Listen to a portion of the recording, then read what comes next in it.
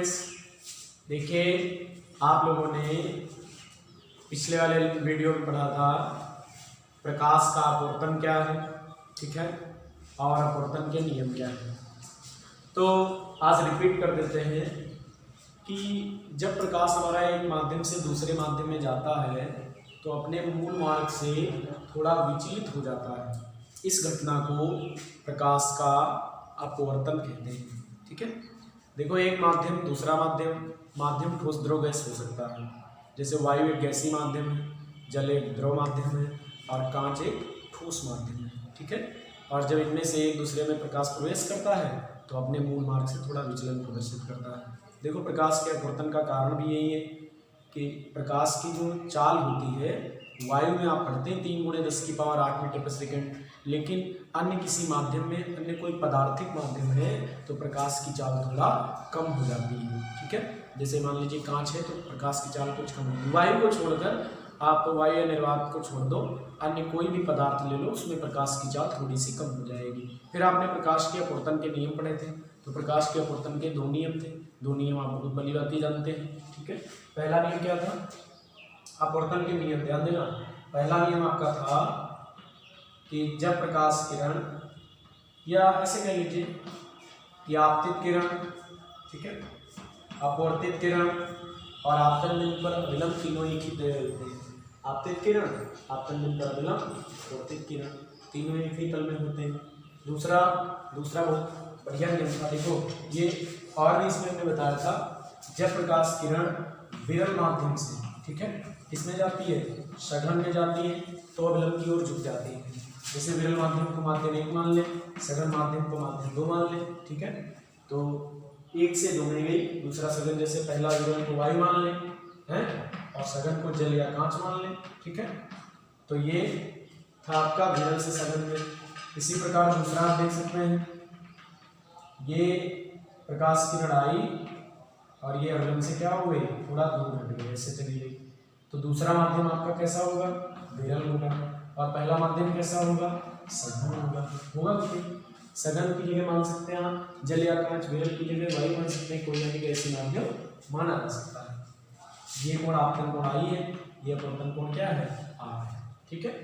अच्छा, आप सोचिए जरा कि जब प्रकाश हमारा विरल से सघन में गया तो अभिलंब की ओर झुक गया, और दूसरा जब सघन से विरल में गया तो अभिलंब से दूर हटी, ठीक। तो ये बात आती है कि ये चीज़ बहुत इंपॉर्टेंट है, आपको बताई थी हमने, इसको बोला भी था, नोट भी कर सकते थे, ठीक, और नहीं नोट कर सकते हैं तो याद रख सकते हैं। अपवर्तन के 2 नियम थे, आपतित किरण, अपवर्तित किरण, आपतन बिंदु पर अभिलंब तीनों एक ही तल में होते हैं, फर्स्ट नियम था। दूसरा नियम बड़ा इंपॉर्टेंट है, सूत्र टाइप का है कि किन्हीं 2 माध्यमों के लिए, कोई आपके 2 माध्यम, भाई अपवर्तन 2 ही माध्यमों से होगा, अकेले एक माध्यम में अपवर्तन नहीं होगा। किन्हीं 2 माध्यमों के लिए किसी निश्चित रंग के प्रकाश के लिए आपतन कोण की ज्या और अपवर्तन कोण की ज्या का अनुपात एक नियतांक होता है, ठीक है। आपतन कोण की ज्या, आपतन कोण यदि आप आई मान रहे हैं तो ज्या हो जाएगी साइन आई, अपवर्तन कोण आर मान रहे हैं तो इसकी ज्या क्या हो जाएगी? साइन आर, ठीक है।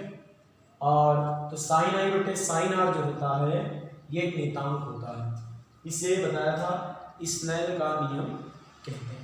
इतना आप लोगों ने लिखा हुआ था, इसे स्नेल का नियम कहते हैं। देखिए, उसके साथ ये लिखा था आपने नियम के साथ, इसे स्नेल का, 2-3 नियम में ये लिखा था स्नेल का नियम कहते हैं। अगर आपसे कभी पूछा जाए कि स्नेल का नियम क्या है तो यही बताना है अपवर्तन का दूसरा नियम, किन्हीं 2 माध्यमों के लिए किसी निश्चित रंग के प्रकाश के लिए आपतन कोण की ज्या तथा अपवर्तन कोण की ज्या का अनुपात एक नियतांक होता है और इसे स्नेल का नियम कहते हैं। अब बात आई इस नियतांक को क्या कहते हैं। हमने नियतांक की जगह ब्रैकेट में लिख दिया है n, ठीक है। तो आप यहाँ से केवल ये जाने नियतांक क्या है, इसके बाद उसके बारे में हेडिंग डालकर पढ़ेंगे। देखिए, इस नियतांक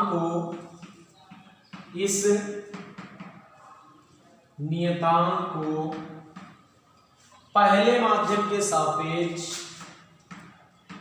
पहले माध्यम के सापेक्ष दूसरे माध्यम का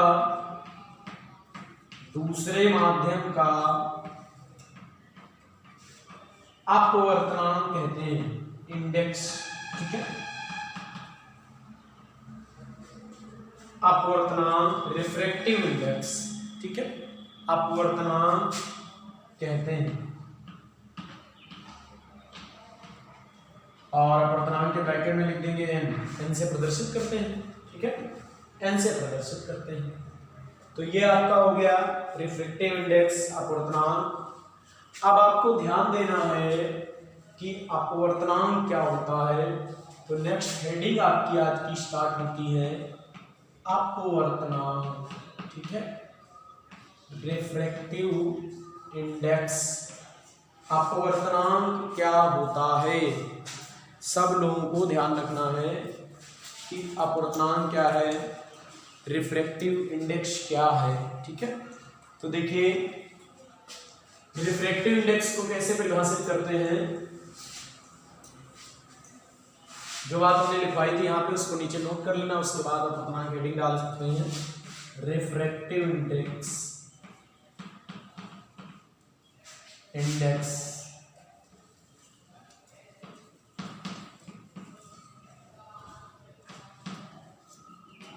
ठीक है, देखो कोई माध्यम जैसे हवा है, अपवर्तनांक एक संख्या है। कोई माध्यम कितना सघन है, कितना विरल है। देखो सघन का मतलब होता है जिसका घनत्व ज्यादा हो, जिसके अणु पास पास हो। जैसे कांच एक सघन माध्यम है, किसके सापेक्ष, जल के सापेक्ष। जल जो है कांच की तुलना में विरल है। वायु बहुत विरल है, वायु में गैसीय और बहुत दूर दूर होते हैं। ठीक है, तो कोई माध्यम सघन या विरल, जो माध्यम जितना ज्यादा सघन होता है उसके लिए ये अपवर्तनांक रिफ्रैक्टिव इंडेक्स की वैल्यू ज्यादा होती है। जो अपवर्तनांक विरल होता है उसके लिए रिफ्रैक्टिव इंडेक्स की वैल्यू कम होती है। जैसे वायु है तो वायु का अपवर्तनांक जो है n एयर 1 होता है। वैसे 1.03 के आसपास होता है, लगभग 1 लिख सकते हैं। ठीक, इसके बाद जैसे कांच है तो कांच का अपवर्तनांक होता है 1.5। ठीक है, कांच का अपवर्तनांक ये है, इस या 3/2 लिख सकते हैं। इसी प्रकार जल का अपवर्तनांक है, ये आपका होता है 4/3। ठीक है, या 1.33, ये जल का अपवर्तनांक है। तो देखिए 1.33 जल का अपवर्तनांक कुछ कम है, कांच का ज्यादा है। जैसे हीरा है तो हीरे का अपवर्तनांक लगभग 2.42 होता है। ठीक, हीरा बहुत सघन माध्यम है। तो जो माध्यम जितना ज्यादा सघन होगा उसके लिए ये वैल्यू जो होगी उतनी ज्यादा होती है। अपवर्तनांक को हम यहाँ पर 2 प्रकार से परिभाषित करते हैं। ठीक है, एक होता है आपका निरपेक्ष अपवर्तनांक। ठीक है, और दूसरा होता है सापेक्ष अपवर्तनांक। देखिए अपवर्तनांक जो है ये आपका 2 प्रकार का है। एक कौन सा, निरपेक्ष अपवर्तनांक। ठीक है, निरपेक्ष अपवर्तनांक, और दूसरा है सापेक्ष अपवर्तनांक। सब लोगों को ध्यान रखना है कि निरपेक्ष अपवर्तनांक क्या है, सापेक्ष क्या है। देखो आपको क्या पता है, अपवर्तनांक एक संख्या है और अपवर्तनांक से हम जान सकते हैं कि हमारा माध्यम कौन सघन है कौन विरल है। जिसका अपवर्तनांक ज्यादा है वो क्या होगा, सघन होगा। जिसका अपवर्तनांक कम है वो क्या होगा, विरल होगा। अब आप सोचेंगे सर ये भी तो बताइए फिर कि घनत्व से भी तो जान सकते हैं। घनत्व से भी जान सकते हैं, आपको अगर घनत्व दिए जाए घनत्व से भी जान जाएंगे। ठीक, लेकिन अपवर्तनांक को कैसे परिभाषित करें। ठीक है, देखिए निरपेक्ष अपवर्तनांक की परिभाषा लिख रहे हैं कि निरपेक्ष अपवर्तनांक कोई पदार्थ, निरपेक्ष का मतलब होता है खुद उसका। जैसे कांच का अपना है 1.5, जल का अपना है 1.33, एयर का है कितना 1। ठीक है, तो निरपेक्ष मतलब उसी पदार्थ का और जो सापेक्ष होता है वो किसी दूसरे पदार्थ के सापेक्ष लिखा जाता है, ठीक। जैसे कहा जाए जल के सापेक्ष कांच का, वायु के सापेक्ष कांच का, ये और केवल कहा जाए कांच का अपवर्तनांक तो निरपेक्ष अपवर्तनांक होता है, ठीक। तो निरपेक्ष अपवर्तनांक क्या है, ये आप हेडिंग डाल लेना, निरपेक्ष अपवर्तनांक। यहाँ पे लिखेंगे जो किसी पदार्थ का निरपेक्ष अपवर्तनांक, निरपेक्ष अपवर्तनांक, निरपेक्ष अपवर्तनांक निर्वात या वायु, ठीक है। देखो आप जानते हैं निर्वात या वायु में प्रकाश की चाल 3×10⁸ मीटर/सेकंड होती है। तो निर्वात या वायु में प्रकाश की चाल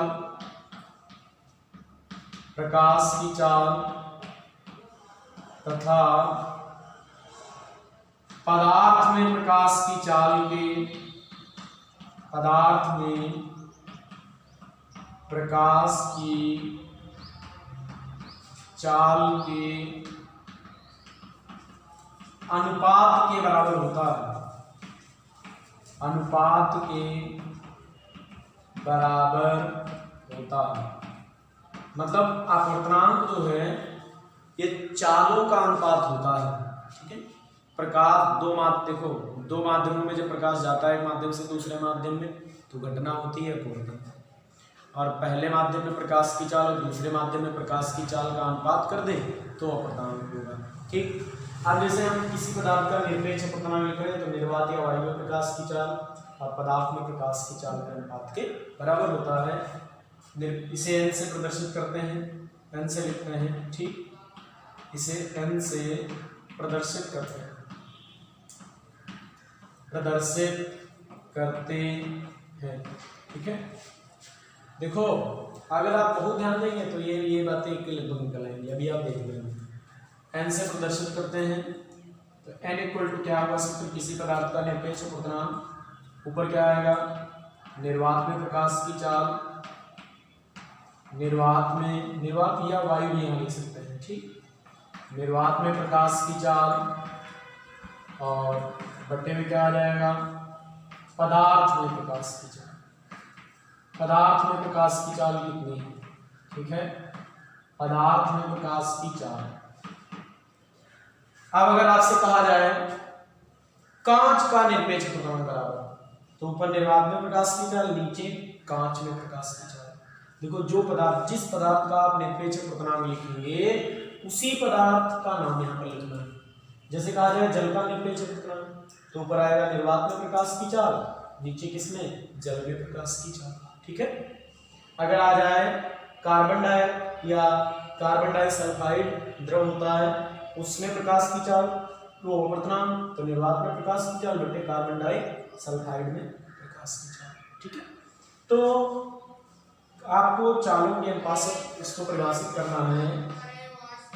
निर्वात या वायु में प्रकाश की चाल को आप c मानते हैं और किसी पदार्थ में प्रकाश की चाल को हम v मानते हैं, तो v इक्वल n बराबर क्या हो जाएगा c/v। ये फार्मूला है निरपेक्ष अपवर्तनांक का। यहाँ से पदार्थ में प्रकाश की चाल निकालनी है तो v बराबर आ जाएगा c/n, ठीक है। देखो आपको बताया था किसी पदार्थ में प्रकाश की चाल थोड़ी घट जाती है तो n इक्वल टू, यहाँ से v इक्वल टू निकालें तो c/ क्या आएगा n, और n हमेशा वायु को छोड़कर एक से बड़ा होता है, ठीक। तो n is greater than c, n is greater than 1 तो v is less than c, n बड़ा होगा तो v कम होगा, तो v हमेशा c से कम आएगा। तो इसीलिए बताया किसी पदार्थ में जब प्रकाश प्रवेश करेगा वायु से तो उसमें प्रकाश की चाल थोड़ी कम हो जाएगी। तो ये आपका निरपेक्ष अपवर्तनांक है। आपके इस न्यूमेरिकल हो सकते हैं, कहेगा कांच का अपवर्तनांक कितना है, कांच में प्रकाश की चाल बताओ, तो कांच का यहाँ पर अपवर्तनांक रख देंगे, निर्वात की प्रकाश की चाल c, जहाँ c कितना होता है, c आपका होता है 3×10⁸ मीटर/सेकंड, ठीक है। तो निर्वात में प्रकाश की चाल c का मान ऊपर रख लेंगे, माध्यम में प्रकाश की चाल v का मान नीचे रख लेंगे, निकल आएगा, ठीक। इसके बाद सापेक्ष अपवर्तनांक आपको पढ़ना है। सापेक्ष का मतलब होता है एक के सापेक्ष दूसरे का, ठीक है। जैसे कहा जाए वायु के सापेक्ष कांच का, तो क्या लिखिए जल के सापेक्ष कांच का, तो कैसे अपवर्तनांक लिखें, तो वो भी आप समझ लीजिए यहाँ पे कि सापेक्ष अपवर्तनांक कि एक माध्यम के सापेक्ष दूसरे माध्यम का अपवर्तनांक, एक माध्यम के सापेक्ष दूसरे माध्यम का अपवर्तनांक, दूसरे माध्यम का अपवर्तनांक, एक माध्यम के सापेक्ष दूसरे माध्यम का अपवर्तनांक पहले माध्यम में प्रकाश की चाल व दूसरे माध्यम में प्रकाश की चाल के अनुपात के बराबर होता है। वही है वायु में प्रकाश की चाल, पहला माध्यम वायु है, दूसरा माध्यम पदार्थ है, तो पदार्थ में प्रकाश की चाल।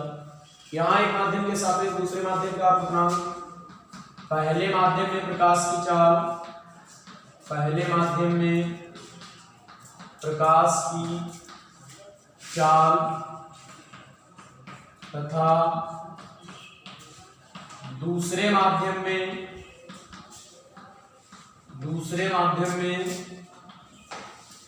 प्रकाश की चाल के अनुपात के बराबर होता है, अनुपात के बराबर होता है।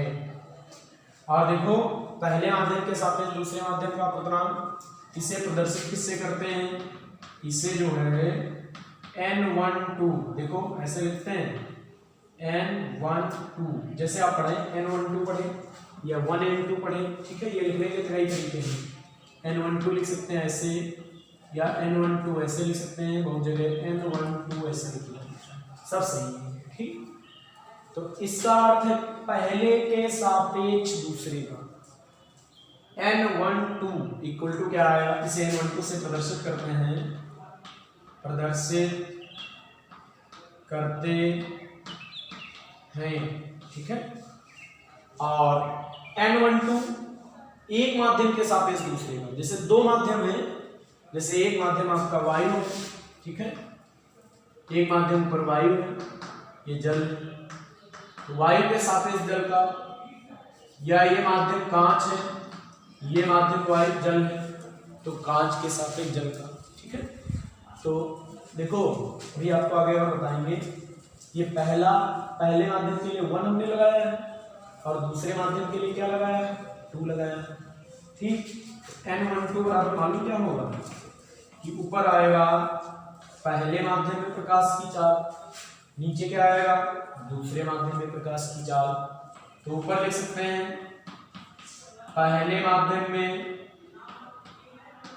प्रकाश की चाल बट्टे में क्या लिख सकते हैं, दूसरे माध्यम में प्रकाश की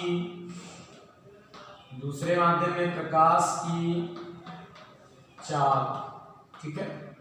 देखो पहले माध्यम में प्रकाश की चाल मान लो N1 हो गया, वो V1 मान लो, दूसरे में क्या मान लें V2, ठीक है। N12 का सूत्र हो गया V1 बट्टे V2, N1 पहले तो V1 ऊपर, तो बाद में तो V2 कहाँ है नीचे, तो N12 इक्वल टू हो जाएगा V1 अपान V2। ये तो आपको हमने निरपेक्ष और सापेक्ष समझाया है। अब बात करते हैं कि अगर हमारे पास माध्यम के नाम हो, ठीक है, देखो इसको आप नोट कर लेना, इसके बाद वाला हम आगे आपको बता रहे हैं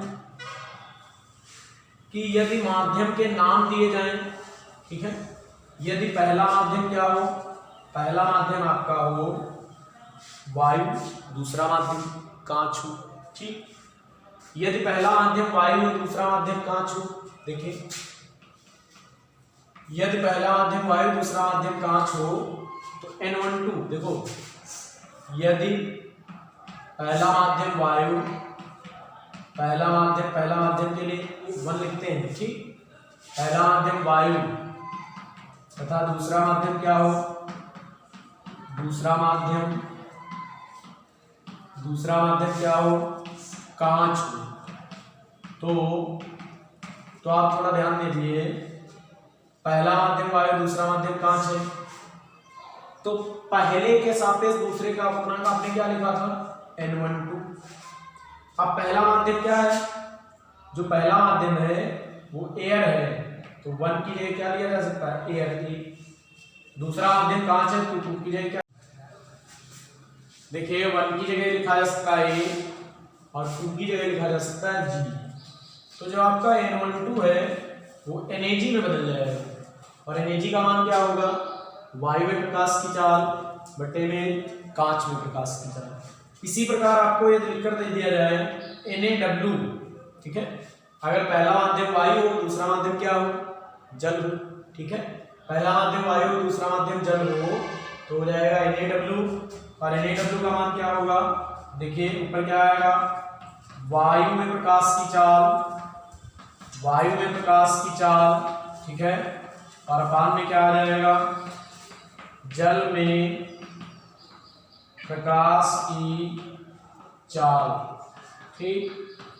इसको क्या पढ़ेंगे, इसको पढ़ेंगे वायु के सापेक्ष जल का अपवर्तनांक, जो पहले उसके सापेक्ष जो बाद में दूसरे का अपवर्तनांक। जैसे NaG को आप क्या पढ़ेंगे, NaG को आप पढ़ेंगे, NaG को पढ़ेंगे वायु के सापेक्ष कांच का अपवर्तनांक,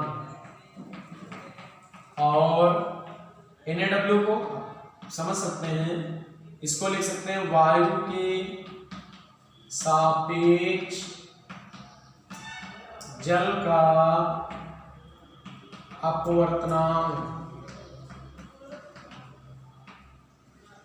तो पहले माध्यम के सापेक्ष दूसरे माध्यम का अपवर्तनांक पहले और दूसरे माध्यम में प्रकाश की चालों के अनुपात के बराबर होता है। NaW आप देख लीजिए क्या लिखा हुआ है, NaG क्या है, वो क्या पढ़ते हैं ये आपको याद रखना है।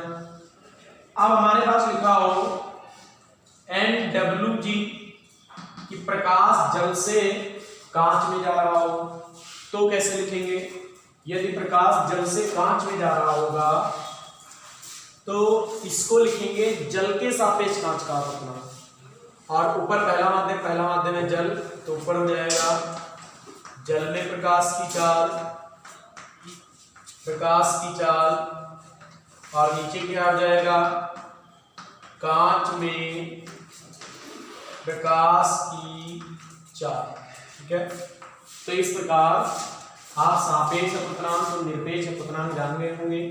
अपवर्तनांकों और आपको जितने भी अपवर्तनांक दिए होते हैं वो समझ लीजिए, जो अपवर्तनांक दिए होते हैं वो सब वायु के सापेक्ष ही होते हैं। अगर हमने लिखा हुआ है कि कांच का अपवर्तनांक 1.5 है, तो केवल वो वैसे निरपेक्ष भी उतने ही है, केवल इसको हम NaG भी लिखते हैं, NaG, NaW भी इतना ही होता है। वायु के सापेक्ष कांच का, ये वायु के सापेक्ष किसका है, जल का है, तो इसको NaG लिख दिया, इसको NaW लिख सकते हैं, और इसको एयर का खुद का है अपना, उसका वो नहीं होता है। तो इस प्रकार जो भी अपवर्तनांक आपके पास होते हैं वो सब होते वायु के सापेक्ष ही है, ठीक है। तो इस वीडियो में आप अपवर्तनांक जान गए होंगे। कल आपको बताएंगे कि अपवर्तनांक पर आधारित न्यूमेरिकल कैसे करते हैं, ठीक। एक न्यूमेरिकल आपका हर साल अपवर्तनांक पर आया करता है, ठीक है। आज के लिए